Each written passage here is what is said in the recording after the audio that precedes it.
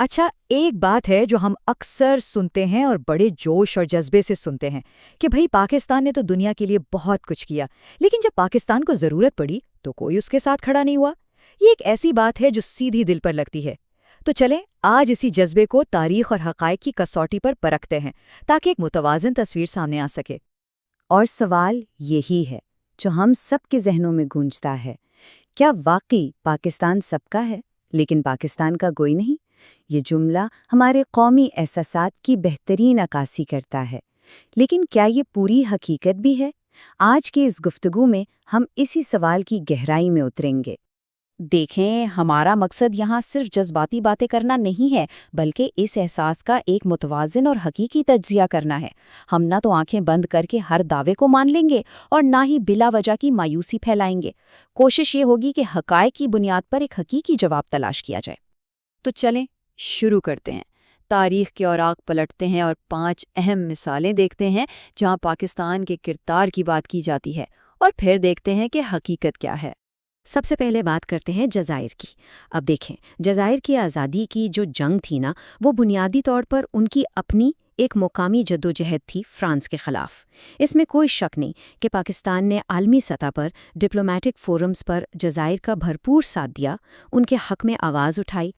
तो खुलासा क्या निकला? यही कि पाकिस्तान का किरदार बहुत अहम था, एक सपोर्ट देने वाले का था, लेकिन फैसला कुन नहीं था। असल जद्दोजहद मकामी थी और कामयाबी का सेहरा भी बुनियादी तौर पर अलजायर के लोगों को ही जाता है। अच्छा, अब जरा श्रीलंका को देखते हैं।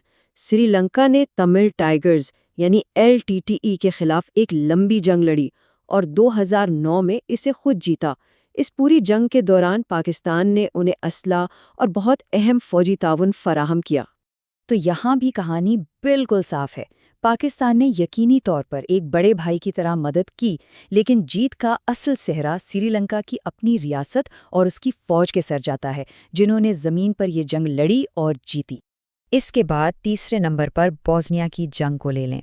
1992 से 95 तक जो कुछ वहाँ हुआ, इसमें नेटो और अक़वाम मुत्तहिदा जैसे बड़े आलमी अदारों का किरदार बहुत बड़ा था। पाकिस्तान भी पीछे नहीं रहा और उसने अक़वाम मुत्तहिदा के अमन मिशन में हिस्सा लिया और भरपूर सिफारती हिमायत भी फराहम की।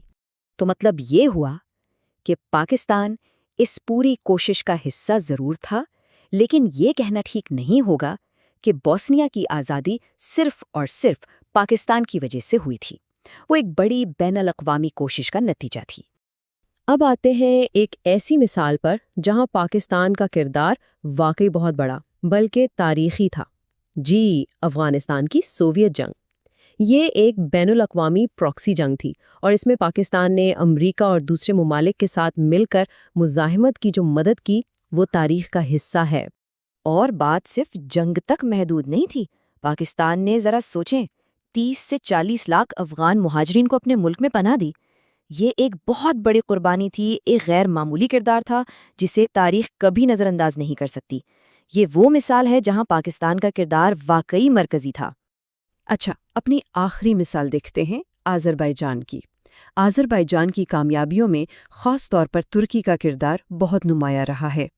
पाकिस्तान ने भी हमेशा मजबूत सिफारती हिमायत दी और आज तक आर्मीनिया को तस्लीम न करके अपने उसूली मौक़िफ़ पर कायम है।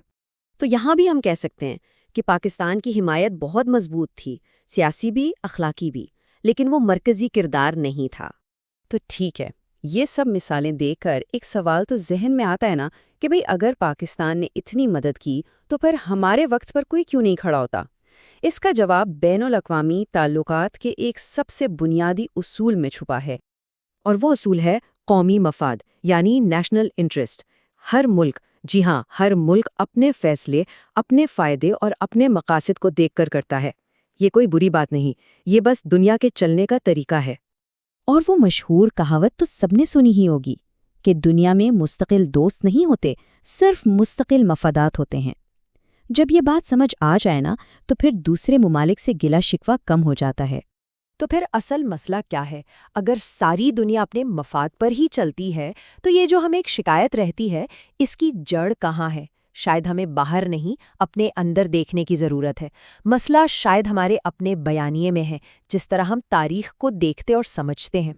دیکھیں، ایک مسئلہ یہ ہے کہ ہم اپنی تاریخ کو پڑھتے اور پڑھاتے کیسے ہیں۔ اس کے دو انتہائی راستے ہیں اور دونوں ہی نقصان دہ ہیں۔ اگر ہم صرف اپنی تعریفیں ہی سناتے رہیں تو ایک ایسی قوم بنتی ہے جو حقیقت سے منہ موڑ لیتی ہے، اور اگر ہم صرف تنقید ہی کرتے رہیں تو ایک مایوس قوم بنتی ہے جو اپنے مستقبل سے ہی نا امید ہو جاتی ہے۔ اور یہیں سے ایک اور بہت نازک بات نکلتی ہے، حب الوطنی اور اختلاف رائے کی۔ ہمیں یہ سمجھنا پڑے گا کہ ہر اختلاف کرنے والا غدار نہیں ہوتا، اور بالکل اسی طرح ہر نعرے لگانے والا محب وطن نہیں ہوتا۔ اصل پیمانہ کسی کا کردار ہے، اس کی نیت ہے اور اس کا عمل ہے۔